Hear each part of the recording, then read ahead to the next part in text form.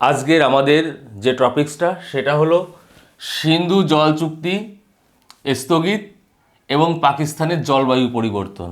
তো আমাদের দেশে যে পেহেলগাঁও সন্ত্রাসকাণ্ড হয়ে গেছিল কাশ্মীরে, তারপরে মোদি সরকারের যে বয়ান ছিল যে একই নদী দিয়ে জল এবং রক্ত দুটোই একসঙ্গে বইতে পারে না, তারপর থেকেই কিন্তু ভারতের উপর দিয়ে বয়ে যাওয়া সিন্ধু নদী, যা পাকিস্তানের মধ্য দিয়ে যে আরব সাগরে পড়েছে, সেই সিন্ধু যে জল চুক্তি ছিল 1960 সালে ভারতের সঙ্গে পাকিস্তানের, সেই সিন্ধু জল চুক্তি ভেঙে কিন্তু আমাদের যে বর্তমান সরকার মোদি সরকার বা বিজেপি সরকার সেন্ট্রালে যে আছে, সে কিন্তু এই সিন্ধু নদের জল আটকে দিয়েছে সেই চুক্তি থেকে বেরিয়ে। এর ফলে পাকিস্তানের জলবায়ুর পুরো পরিবর্তন হয়ে যাচ্ছে, কৃষি উৎপাদন বিধ্বস্ত হয়ে যাচ্ছে, যার ফলে কিন্তু পাকিস্তান নানা সংকটের সমস্যা পড়েছে এবং পাকিস্তানের জলবায়ুটাই পুরো চেঞ্জ হয়ে যাচ্ছে। সেই সম্পর্কে একটু বিস্তারিত জানবো আজ। দেখা যাবে এই যে ভারতবর্ষের কাশ্মীর, তিব্বতের মানস সরোবর, সিন্ধু নদ তিব্বতের মানস সরোবর থেকে উৎপন্ন লাভ হয়ে ভারতের কাশ্মীরের মধ্য দিয়ে যে এই পাকিস্তানে প্রবেশ করে আরব সাগরে পড়েছে। তো পাকিস্তান একটা মরুপ্রধান দেশ, এই দেশের পর দিয়ে সিন্ধু নদটা প্রবাহিত হয়েছে বলেই পাকিস্তান কিছুটা শস্য শ্যামলা। পাকিস্তানের পাঞ্জাব প্রদেশ, সিন্ধু প্রদেশ, পাকিস্তানের এই পাঞ্জাব প্রদেশ, সিন্ধু প্রদেশ, এই দুটো প্রদেশ কৃষিতে উন্নত। এবং পাকিস্তানেই একমাত্র চলে ক্যারেজ প্রথা। ক্যারেজ প্রথা কি? মাটির নিচে দিয়ে বড় বড় চ্যানেল পাইপের মাধ্যমে দূর দূরান্তে জল পৌঁছে নেয় তারা সেচের জন্য। তারা কিন্তু পাকিস্তানের টোটাল যে ফসল উৎপাদন হয়, কার্পাস তুলো বলো, বাদাম, আলু, ধান চাষ, গম চাষ, সবই কিন্তু সিন্ধু নদের জলের পরে নির্ভরশীল। সিন্ধু নদ যদি শুকিয়ে যায় একদম, পাকিস্তানও শুকিয়ে যাবে। তো একটু দেখি যে এই সিন্ধু চুক্তি অফ হয়ে যাওয়ার ফলে পাকিস্তানে কিসের পরে প্রভাব পড়েছে। প্রথমে আছে কি? কৃষি ও খাদ্য নিরাপত্তা। তো পাকিস্তানের টোটাল আবাদ জমির বা ইরিগেশন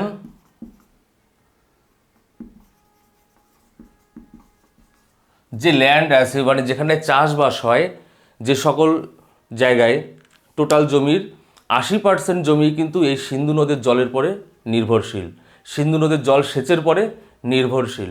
সুতরাং এই ব্যাপক কৃষি উৎপাদন যদি ব্যাহত হয়ে যায় কোনো কারণে, বা যেটা ব্যাহত হয়ে অলরেডি বসে আছে, একটা তীব্র খাদ্য সংকট দেখা দেবে কিন্তু পাকিস্তানে, যেটা এখনই পেপারে কিংবা ফেসবুক বা গণমাধ্যমগুলোয় পাওয়া যাচ্ছে যে পাকিস্তানের দুধের দাম এত, পেঁয়াজের দাম এত, টমেটোর দাম এত, কিন্তু একটা না খাওয়া পরিস্থিতি তৈরি হতে চলেছে। আর পাকিস্তানের 45% লোক, 45% পিপল কিন্তু এই কৃষিকাজের সঙ্গে সরাসরিভাবে যুক্ত এবং তারপরেই পুরো প্রত্যক্ষ পরোক্ষভাবে নির্ভরশীল। তাহলে দেখা যাবে যে পাকিস্তানের টোটাল জনসংখ্যা 25 কোটি মতো আছে, তার ভিতরে 11 কোটি জনসংখ্যাই কিন্তু এই সিন্ধু নদের জলসেচের পরে নির্ভরশীল। তো পাকিস্তানের অবস্থাটা এখন কি হতে চলেছে সেটা আন্দাজ করা একদমই সহজ। সেকেন্ড পয়েন্টে কি দেখা যাবে? জলবিদ্যুৎ উৎপাদন। তো পাকিস্তানের এই সিন্ধু অঞ্চলের বা সিন্ধু নদের পরে অনেকগুলো বাঁধ নির্মাণ করে পাকিস্তান সেই বাঁধ থেকে জলবিদ্যুৎ উৎপাদন করে।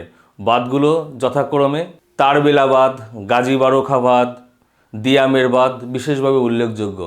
এই সব বাঁধগুলো থেকে যে জলবিদ্যুৎ উৎপাদন হয়, সেই বিদ্যুৎ কিন্তু পাকিস্তানের 25 থেকে 30% বিদ্যুতের চাহিদা মেটায়।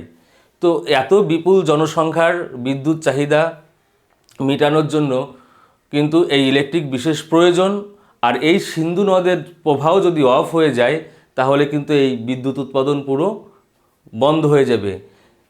সেই সঙ্গে সঙ্গে সাধারণ পাবলিক যে এরকম বিদ্যুতের জন্য ভুগবে, তার সঙ্গে সঙ্গে ওই জলবিদ্যুৎ যে সকল ইন্ডাস্ট্রিগুলোয় ব্যবহার হতো বা যেসব শিল্পক্ষেত্রে ব্যবহার হয় বা কৃষিক্ষেত্রে ব্যবহার হয়, সেই সব শিল্পক্ষেত্রেও কিন্তু ডাউন হয়ে যাবে। এর সঙ্গে বিদ্যুতের বিলের যেরকম দাম ধীরে ধীরে বাড়তে থাকবে, যা এখন দেখা যাচ্ছে পাকিস্তানে বিদ্যুতের বিলের দাম, এবং শিল্পের উৎপাদন পুরো ব্যাহত হবে এবং দারিদ্র্য নেমে আসবে দিন দিন। আরও কি দেখা যাচ্ছে 3 নম্বর পয়েন্টে, অভ্যন্তরীণ সংঘাত ও প্রদেশগুলোর প্রভাব। তো যেহেতু এই সিন্ধু নদ পাকিস্তানের মধ্যে প্রবেশ করেছে, এই সিন্ধু নদের জলও কিন্তু পাকিস্তানের প্রদেশগুলোর ভিতর বন্টন হয়। আমাদের যেরকম কৃষ্ণা নদীর জল নিয়ে কর্ণাটক তামিলনাড়ুর মধ্যে একটা বিবাদ লেগে থাকে অনেক দিন ধরে, মাঝে মধ্যেই পেপারে শোনা যায়। একই দেশ হওয়া সত্ত্বেও কারোর জল বেশি লাগে, কারোর কম লাগে। ঠিক এই সিন্ধু নদের জল নিয়েও কিন্তু এই সিন্ধু অঞ্চল আর এই পাঞ্জাব অংশ আর সিন্ধ যে দুটো প্রদেশ আছে, পাঞ্জাব প্রদেশ আর সিন্ধ প্রদেশ, এই দুটো প্রদেশের মধ্যে কিন্তু বিবাদ অলরেডি লেগে গেছে এই জলের বন্টন নিয়ে। এবং এই অসম বন্টনের জন্য কিন্তু দুটো প্রদেশ একে অপরের বিরুদ্ধে আন্দোলন করতেও পারে, রাস্তায় নামতে পারে, একটা গণবিদ্রোহ কিন্তু দেশের মধ্যে তৈরি হতে পারে এই সিন্ধু নদের জলকে নিয়েই, জলকে কেন্দ্র করেই। 4 নম্বরে কী আছে দেখা যাবে, স্বাস্থ্য ও বাস্তুতন্ত্রের সংকট। তো জলের সঙ্গে সঙ্গে স্বাস্থ্যটাই এসে হাজির হয়। মানুষ খাদ্য হিসাবে যা গ্রহণ করলো কি না করলো সেটা একটা ম্যাটার, কিন্তু তাকে পানীয় জলটা কিন্তু ভালো খেতে হয়। পানীয় জল যদি ভালো না খাওয়া হয়, শরীরে নানা রকমের রোগ তাড়াতাড়ি সহজেই দেখা দেয়। তো এই এবার বছরের যে তীব্র গরম, তারপরেও সিন্ধু নদীর জল প্রবাহ কম, ভারতবর্ষেও জল সংকট দেখা দিয়েছে। এবং কিছুদিন আগে দেখা গেছে যে থর মরুভূমিতে গরম বালির পরে পাপড় রাখলেও সে পাপড় খালি খালি ভাজা হয়ে যাচ্ছে, ইন্ডিয়ান আর্মির দ্বারা প্রকাশিত। তো সেই অবস্থায় পাকিস্তানে যে গরম পড়েছে, সেই গরমে সিন্ধু নদীর যদি জল প্রবাহ বন্ধ হয়ে যায়, সাধারণ পাবলিকের ঘরে কিন্তু সাধারণ পাবলিকের জল খাওয়াটা কিন্তু একটা স্বপ্ন হয়ে দাঁড়াবে। এবং এই ফ্রেশ জলের পরিবর্তে তারা যদি হাবিজাবি জল, নোংরা জল খেয়ে থাকে তৃষ্ণার জন্য, তারা কিন্তু নানা রকম জলবাহিত রোগ, ডায়রিয়া, কলেরা, টাইফয়েড, এতে কিন্তু আক্রান্ত হতে পারে।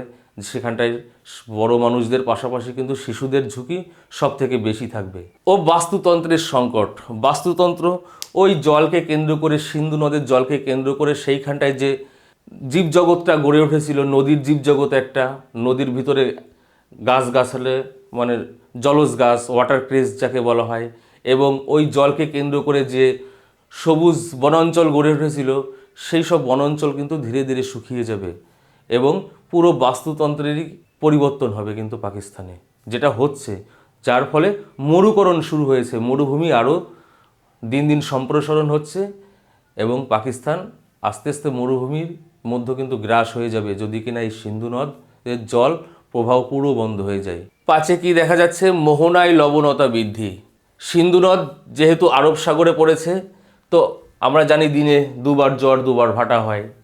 তো নদীর মোহনার যে সকল মোহনা প্রদেশটা, এই মোহনা প্রদেশ বালুচিস্তান অঞ্চলে, এই মোহনা প্রদেশে যদি সিন্ধু নদের জলের প্রবাহ কমে যায়, তার প্রেশারটা কমে যায়, তাহলে জ্বরের জল যখন সমুদ্রের জ্বরের জল ঢুকবে, প্রবেশ করবে, নদীতে জলের প্রেশার নেই, তো এই জ্বরের জল ফুলে বহু দূর পর্যন্ত ঢুকে যাবে সিন্ধু নদের ভিতরে এবং ব্যাপক অঞ্চল লবণাক্ত হয়ে পড়বে। লবণাক্ত হয়ে পড়লে কিন্তু কৃষিকাজ পুরো অফ হয়ে যাবে। সেখানকার সাধারণ মানুষ যারা কৃষির পরে নির্ভরশীল, তাদের খেয়ে বাঁচাটাই বড় কষ্টের হয়ে যাবে। ঘাস জন্মাবে না, কিছু জন্মাবে না, পুরো বাঞ্জার জমিতে পরিণত হবে। আর এমনও পরিবেশ নেই ওখানটায় যে ওই লবণাক্ত জমিতে নারকেল কিংবা সুপারির চাষ করবে, সেরকম আবহাওয়াও পাকিস্তানে নেই। সুতরাং ধীরে ধীরে মোহনা অঞ্চল লবণাক্ততার কারণে কিন্তু বাঞ্জারে পরিণত হবে, সেখানে কোনো রকমের শস্য উৎপাদন সম্ভব হবে না। যে আখের জমিগুলো চাষ হতো, মানে পাকিস্তানের একটা প্রধান অর্থকরী ফসল আখ, সেই আখের ক্ষেতগুলো কিন্তু দিনে দিনে এই লবণ জলের কারণে কিন্তু মারা যাবে।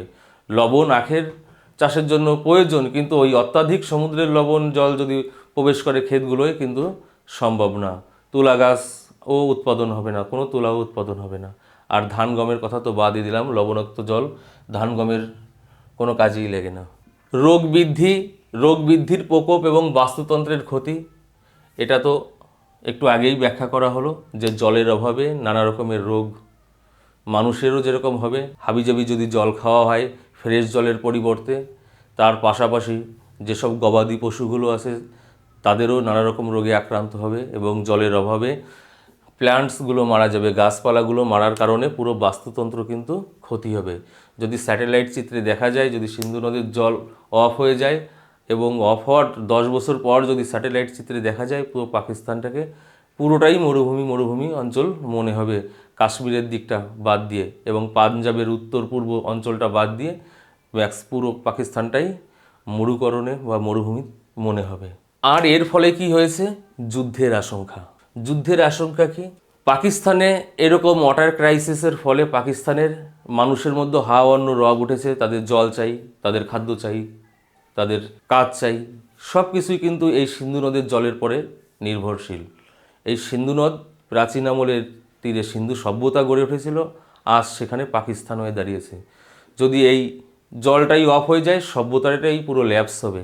তো পাকিস্তানে এই অন্য রব ওঠার কারণে পাকিস্তানের যে সরকার আছে এখন, শাহবাজ সরকার, আসিফ মুনিরের সরকার, জেনারেল মানে ফিল্ড মার্শাল আসিফ মুনিরের সরকার, তারা কিন্তু প্রবল চাপে আছে।